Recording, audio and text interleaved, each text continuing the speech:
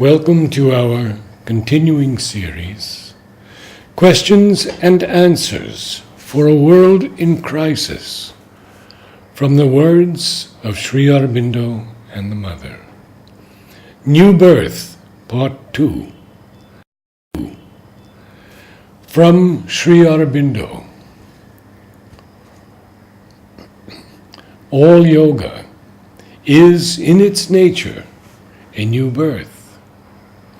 It is a birth out of the ordinary, the mentalized material life of man, into a higher spiritual consciousness and a greater and diviner being. No yoga can be successfully undertaken and followed unless there is a strong awakening to the necessity of that larger spiritual existence. The soul that is called to this deep and vast change may arrive in different ways to the initial departure. It may come to it by its own natural development, which has been leading it unconsciously towards the awakening. It may reach it through the influence of a religion or the attraction of a philosophy. It may approach it by a slow illumination, or leap to it by a sudden touch or shock. It may be pushed or led to it by the pressure of outward circumstances, or by an inward necessity, by a single word that breaks the seals of the mind, or by long reflection, by the distant example of one who has trod the path, or by contact and daily influence. According to the nature and the circumstances, the call will come. But in whatever way it comes, there must be a decision of the mind and the will, and as its result, a complete and effective self-consecration. The acceptance of a new spiritual idea force and upward orientation in the being, an illumination, a turning or conversion seized on by the will and the heart's aspiration. This is the momentous act which contains, as in a seed, all the results that the yoga has to give. The mere idea of intellectual seeking of something higher beyond, however strongly grasped by the mind's interest, is ineffective unless it is seized on by the heart as the one thing desirable, and by the will as the one thing to be done. For truth of the Spirit has not to be merely thought, but to be lived. And to live it demands a unified single-mindedness of the being. So great a change as is contemplated by the yoga is not to be effected by a divided will, or by a small portion of the energy, or by a hesitating mind. He who seeks the divine must consecrate himself to God and to God only. If the change comes suddenly and decisively by an overpowering influence, there is no further essential or lasting difficulty.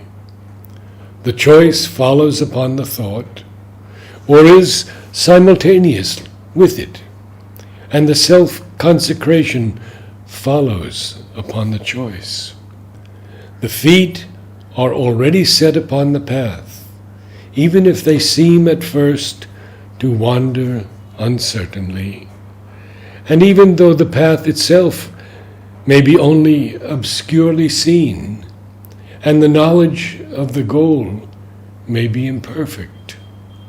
The secret teacher, the inner guide, is already at work, though he may not yet manifest himself, or may not yet appear in the person of his human representative.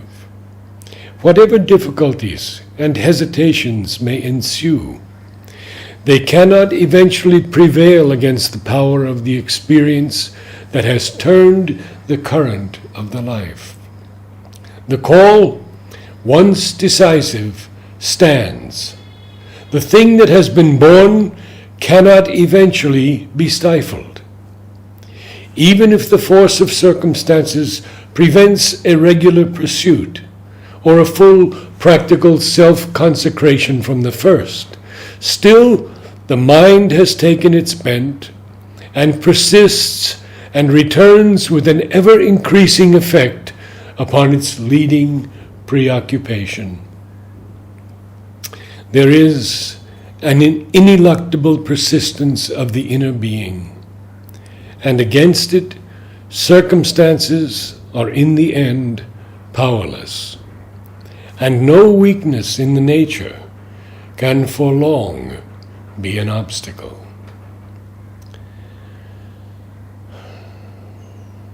But this is not always the manner of the commencement. The sadhaka is often led gradually, and there is a long space between the first turning of the mind and the full ascent of the nature to the thing towards which it turns.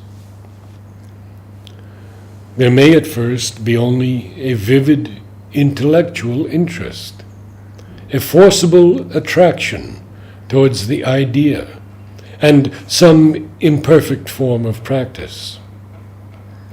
Or perhaps there is an effort not favored by the whole nature, a decision or a turn imposed by an intellectual influence, or dictated by personal affection and admiration for someone who is himself consecrated and devoted to the highest.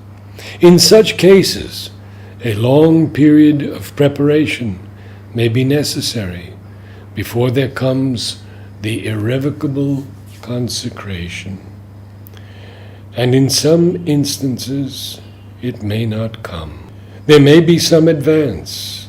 There may be a strong effort, even much purification, and many experiences other than those that are central or supreme.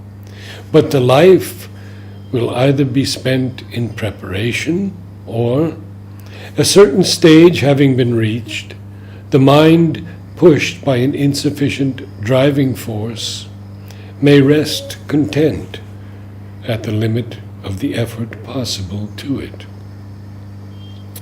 Or there may even be a recoil to the lower life, what is called, in the ordinary parlance of yoga, a fall from the path. This lapse happens because there is a defect at the very center. The intellect has been interested, the heart attracted, the will has strung itself to the effort, but the whole nature has not been taken captive by the divine. It has only acquiesced in the interest, the attraction, or the endeavor. There has been an experiment, perhaps even an eager experiment, but not a total self-giving to an impersonal need of the soul or to an unforsakable ideal. Even such imperfect yoga has not been wasted, for no upward effort is made in vain. Even if it fails in the present or arrives only at some preparatory stage or preliminary realization, it has yet determined the soul's future. But if we desire to make the most of the opportunity that this life gives us, if we wish to respond adequately to the call we have received, and to attain to the goal we have glimpsed, not merely advance a little towards it, It is essential that there should be an entire self-giving. The secret of success in yoga is to regard it not as one of the aims to be pursued in life, but as the whole of life.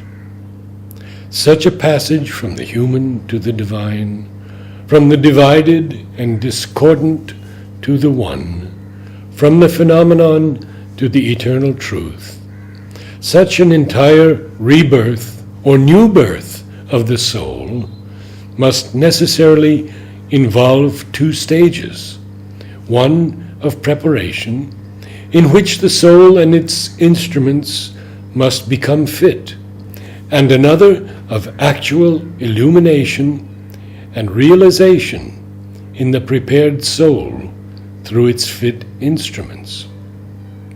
There is indeed no rigid line of demarcation in sequence of time between these two stages.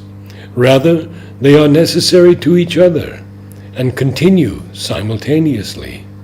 For in proportion as the soul becomes fit, it increases in illumination and rises to higher and higher, completer and completer realizations. And in proportion as these illuminations and these realizations increase, becomes fit, and its instruments more adequate to their task.